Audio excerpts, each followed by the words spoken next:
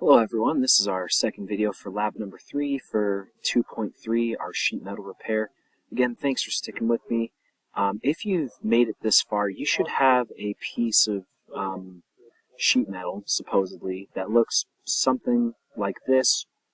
If you have something like this, then great, you're ready to move on to the next section. If not, I invite you to review the previous video and make sure that you're there. I know that I threw a lot at you in the previous video. Some of it is stuff you're familiar with, stuff like setting a datum, setting thicknesses, moving, but some of it, like duplicating, that must have been new to you. So again, my invitation to you, make sure you take some time to get to know the duplicate button. If you aren't familiar with it already, Google a video, do whatever you gotta do, but at this point, I'm going to assume that you know the material, and I'm going to move on ahead. So again, you have this piece right here, and your job is to make an assembly that looks like this. So what you're going to see here is you have this bottom piece, which we've already fabricated in CAD, and now what we're going to do is we're going to create these two pieces. Try to visualize this with me. In this assembly drawing right here, essentially what we have here is these two pieces, when combined together, fit to make this piece. So we think of it like a picture frame. This is the picture that goes on the inside, this is the frame on the outside, and they combine together make this piece right here. So we need to do something where we essentially duplicate this and make holes in all the right places so that way we can get these two other pieces. In addition, we need to make the rivets. So that's our visual motivation here. Let's give it a try and see what we can do. So going back here, again, what you're going to notice is that I have this piece of sheet metal, we'll call it right here. And what we're going to do is I'm going to start out immediately Control-C and Control-V, and I'm just going to copy and paste two more of these guys. At this point in the game, it doesn't really matter to me where the other two pieces are, at least not yet. So give me a second to just kind of get it all out of the way here. Okay, so now I've duplicated it, but again, what we're trying to do is we want our middle piece to have a square cut out of it that cuts out this center set of holes. And then we want our third piece to have the outside cut out of it, so that way we only have that piece with the center set of holes. Talk is cheap, let's get visual. So here's what I'm going to do. I'm going to start by doing this second piece right here where we cut out the inner piece. And if you remember from the other videos, to cut anything out using this software, your best option is always going to be using a hole. You drag in a hole cube.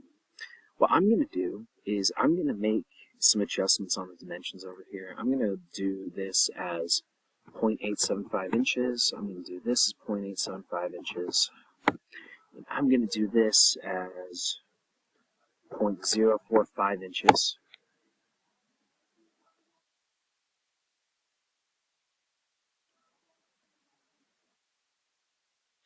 Excuse me, you know what? I realized that I made a mistake.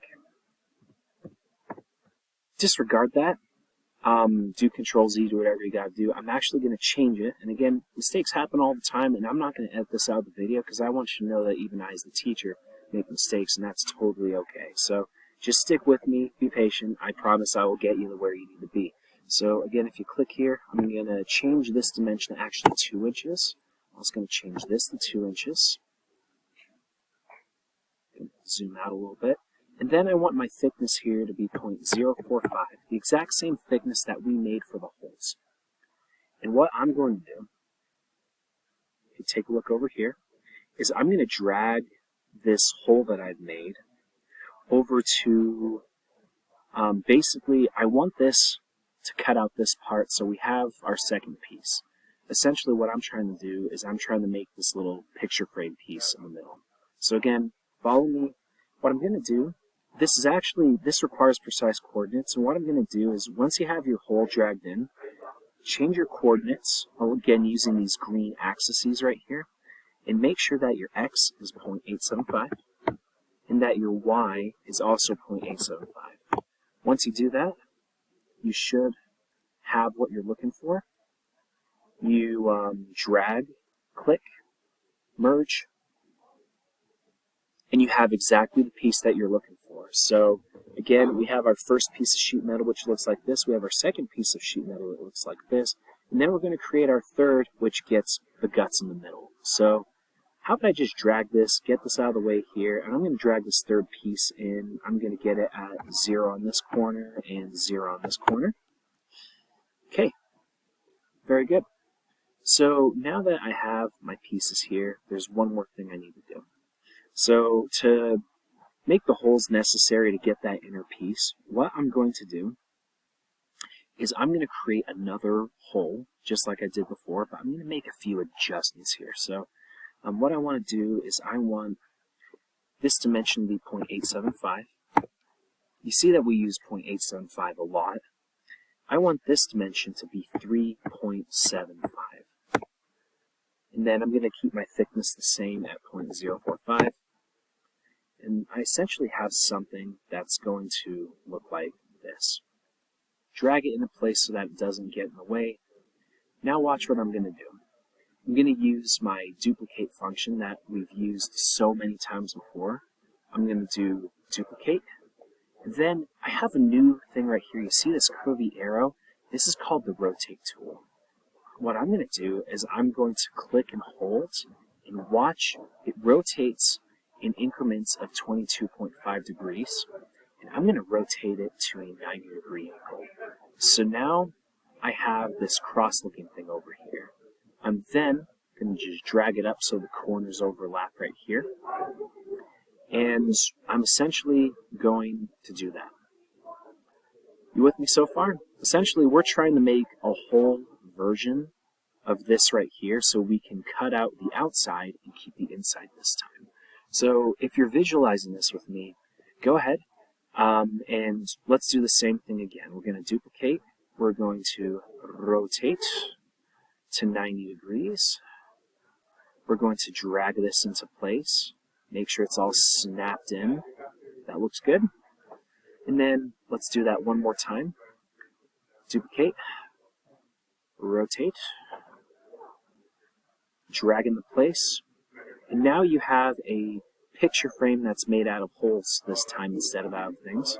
And what I'm going to do is I'm going to highlight that part, merge it, and now it's all one piece instead of 4 separate pieces.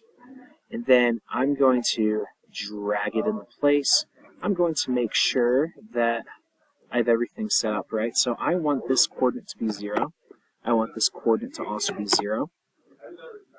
And what it's going to do is it's now going to cut out that inside piece, drag, drop, merge, and boom, you have your piece. So again, you have your 3 pieces right here, just like you have your 3 pieces in the assembly in this photo. So I guess the last thing we need to really do here is take care of one of these rivets. It doesn't look too hard compared, that's the easiest part of this whole thing. You can do the rivets in seconds here, and I'm going to show you how to do that right now.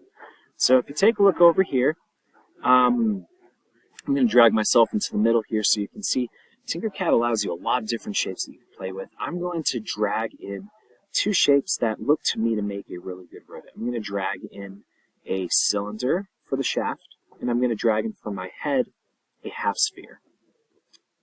Now, again, we want this to be precise here. We're in the engineering and manufacturing and repairs worlds here, so we want to make sure everything's precise.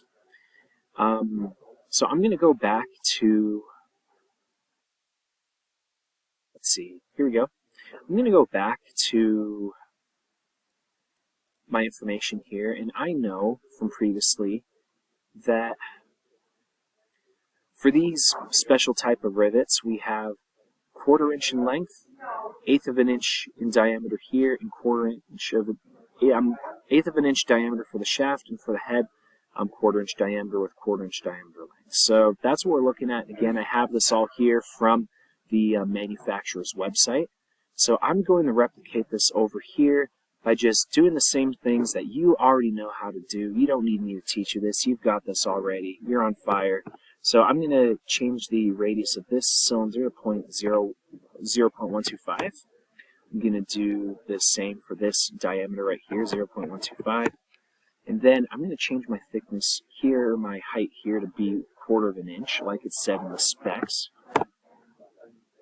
And then over here, I'm going to do something similar where I know that my diameter for the rivet is going to be 0.25, so I'm going to make those adjustments accordingly, 0.25 in those directions. And that seems a little thick. I'm going to eyeball it here. I think 1/8 of an inch should give me the kind of rivet head that I need. Now that I have it, I'm going to move it over. I'm going to get this up in the Z direction, 0.25, so that way it's flush with the top of my shaft. I'm going to line them up nice and clean. It doesn't line up perfectly clean yet. Notice how it doesn't snap to exactly the right spot. So what I need to do is change my snap grid over here to 1/32 of an inch, which I'm going to do right now, and watch how now it perfectly centers. You drag over it, you merge it together, and now you have yourself a rivet, and now you have yourself an assembly. Think of everything that you've learned how to do in this entire lab. You started out doing some basic parts, you got a little more complicated, and now you're getting to the point where in CAD, using some simple CAD software, you can throw together a sheet metal repair as long as you have the specs.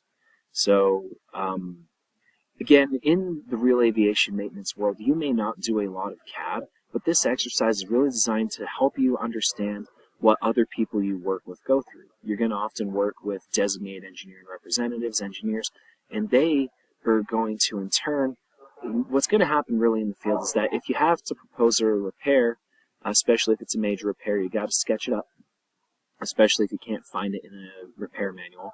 You got to sketch it up, show it to the engineer, and then the engineer is going to render it in CAD, give you blueprints, and then in return he's going to say to you, okay, do this repair that you drew for me, that I made in CAD for you, and now you take the tools and make it happen, and it's approved blueprints. So now that you understand a little bit more of the repair process, the engineering design process, and now that you can even do some basic stuff yourself, I hope this gives you the appreciation you're looking for. I have one more extension activity for you. If you want to continue on to the next video, you're going to have the opportunity to learn how to 3D print this and make it go from the computer screen to something you can actually hold in your hand. I invite you to embrace this opportunity, and even if you don't, it's been fun learning with you. Clancy over and out.